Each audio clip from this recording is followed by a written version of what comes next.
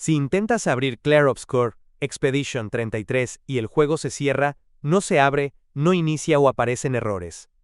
Esto puede suceder porque tus controladores no están actualizados, o los archivos de Clair Obscur, Expedition 33, están dañados o corruptos. Así que en este tutorial te enseñaremos diferentes soluciones para reparar Clair Obscur, Expedition 33 en Windows 11 y Windows 10.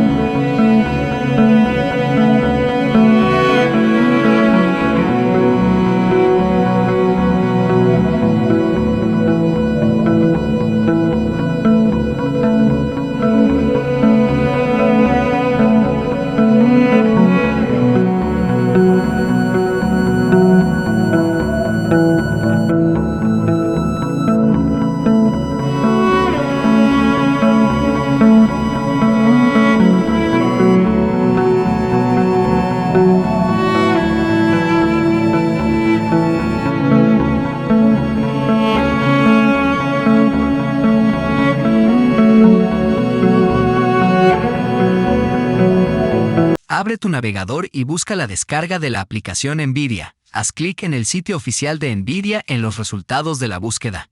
Una vez en el sitio web, haz clic en Descargar para obtener el instalador. Cuando se complete la descarga, abre el archivo y sigue las instrucciones para instalarlo.